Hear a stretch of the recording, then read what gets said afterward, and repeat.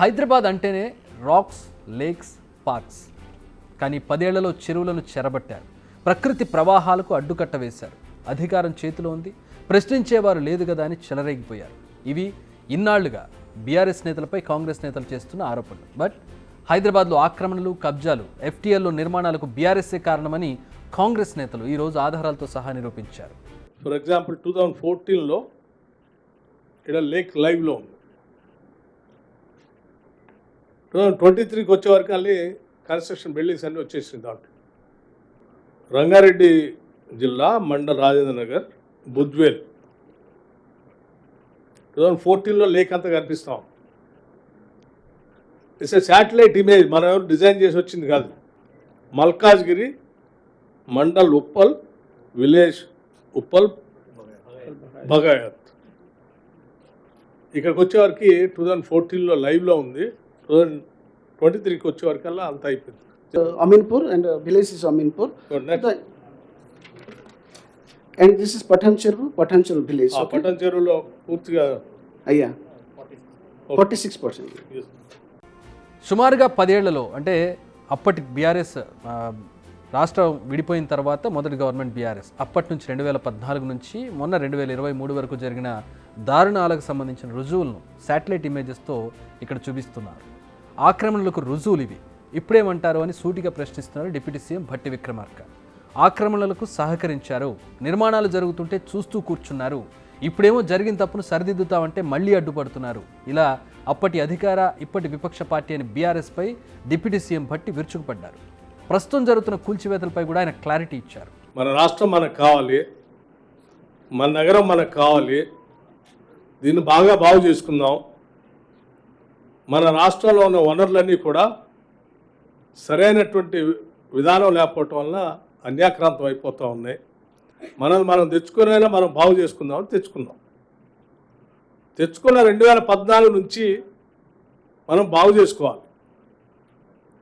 ఈ ఆస్తుల వ్యవస్థలన్నీ ప్రజలకు అందించాలి భవిష్యత్ తరాలకు. సరే మీరు చూస్తారని కూల్చడానికి ఎవరికి ఇష్టం ఉండదు. కూల్చాలని ఎవరికి ఆశ, ఆలోచన, తపన కూడా ఉండదు.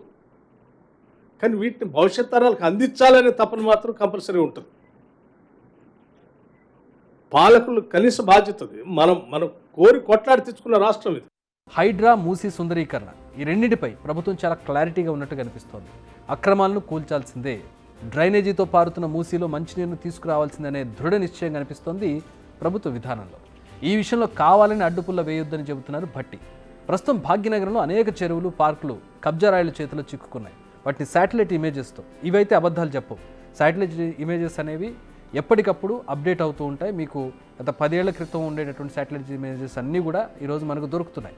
సో ఇంటర్నెట్లో అవైలబుల్ ఉంటున్నాయి. సో వాటిని చూసినా కూడా మనకి 10 ఏళ్ల క్రితం అక్కడ ఏముంది, ఇప్పుడు అక్కడ ఏముంది, చెరువు ప్లేస్లో ఎంత కబ్జాకు గురైంది, పార్కును ఎంతమంది కబ్జా చేశారు, ఎన్ని ఇళ్ళు వచ్చాయి అనేది క్లియర్గా కనబడుతూ ఉన్న నేపథ్యంలో ఒక రిపోర్ట్ను మీడియా ముందు పెట్టారు భట్టి విక్రమార్క అండ్ మిగతా అధికారులు.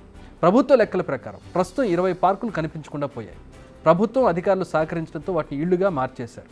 దీంతో చిన్న వర్షం పడినా నగరం మునుగుతోంది, ఇళ్లలోకి నీళ్లు వస్తున్నాయి. మెరుగైన నగరం కోసమే ప్రస్తుతం ప్రభుత్వం తాపత్రయపడుతున్నట్టుగా కనిపిస్తోంది. వాళ్ళు ఏం చేద్దాం, over a period of time, మీరు అన్నట్టు over a period of time buffer జోన్లో కొద్దిమంది కట్టుకున్నారు, ఇంకెక్కడ కట్టుకున్నారు, ఆ పైన కట్టుకున్నారు.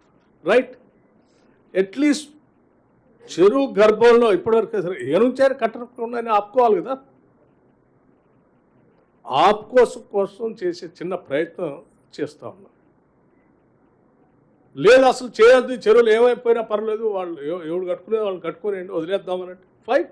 ఇది అందరి కోసం ఆలోచన చేసి గారు మంత్రిమండలి తీసుకున్న నిర్ణయం. ఈ సమాజం హైదరాబాద్ కోసం, ఇదేదో ఆయన కోసం తీసుకున్నది కాదు. ఇప్పుడు మాట్లాడే ఏమైనా కేటీఆర్ గారు కానీ, లేకపోతే కేసీఆర్ గారు కానీ, లేకపోతే హరీష్ రావు గారు కానీ, వీళ్ళందరూ వీటన్నిటిని ప్రొటెక్ట్ చేయాల్సిందే. మేము చాలా మెటిక్యులస్గా ప్లాన్ చేసాం, కఠినమైన నిర్ణయాలు తీసుకుంటాం, come what may we are going to demolish all these things అని చెప్పిన వాళ్ళే కదా. నేను ఆ స్లైడ్స్ కూడా చూపిస్తాను మీకు కావాలంటే. నెక్స్ట్ మూసీ సుందరీకరణ. ప్రస్తుతం ఈ ప్రాజెక్టుపై కూడా ప్రభుత్వం ఫుల్ ఫోకస్ చేసింది. కానీ విపక్షాలు చాలా ఆందోళనలు చేస్తున్నాయి. సొంత జేబులు నింపుకోవడం కోసమే ఈ ప్రాజెక్టును తెరపైకి తీసుకొచ్చారనేది విపక్షాల ప్రధాన ఆరోపణ. దీనిపై కూడా క్లారిటీ ఇస్తోంది తెలంగాణ ప్రభుత్వం. అసలు టెండర్లే పిలవని పనుల్లో అవినీతి ఎక్కడ జరిగిందనేది ప్రభుత్వ పెద్దల ప్రశ్న. ఒక ఆయన మాట్లాడతాడు, మీరు ఏ కంపెనీకి టెండర్ పిలిచారు, దీనికి 1,50,000 కోట్లు అవుతుంది, దేనికైతుంది? ఎవరు చెప్పారు నీకు 1,50,000 కోట్లు అవుతుందని? టెండర్ ఎవరు పిలిచారు? ఎక్కడ పిలిచారు టెండర్? ఎవరికి ఇచ్చారు టెండర్? ఇచ్చారు మీరు, ఎవరు పిలుస్తున్నారంట? టెండర్ ఎవరు పిలిచారు? అంతా ఆలోచన అంతా కూడా ఈ మూసీ రివర్ని ఏ రకంగా రిజర్వేట్ చేసుకొని నగరానికి అందించాలో, నగరం చుట్టూ అక్కడ నివాసం ఉంటున్నటువంటి వాళ్ళని ఏ రకంగా బాగు చేయాలి, రైట్? ఆ ఇల్లు కోల్పోతున్నటువంటి వాళ్ళందరితో ఈ ప్రభుత్వం మాట్లాడటానికి సిద్ధంగా ఉంది. నేను మాట్లాడే నాయకులు కూడా నేను చెప్తా ఉన్నాను, నిజంగా ఆడెవరైనా ఇల్లు కోల్పోయేటువంటి వాళ్ళు ఉండి బాధపడతా ఉంటే వాళ్ళకి మీరు న్యాయం చేయాలనేటువంటి ఆలోచన ఉంటే, ఎట్లా న్యాయం చేస్తే బాగుంటుందో కూడా చెప్పడానికి మా తలుపులు బార్లా తెరిచి ఉంచాం. మీలాగా మేమేమో గడిల్లో లోపల బంధించుకొని బతకట్లేదు, గేట్లు మూసేయలేదు. మేము అడుగుతున్నాం, రండి.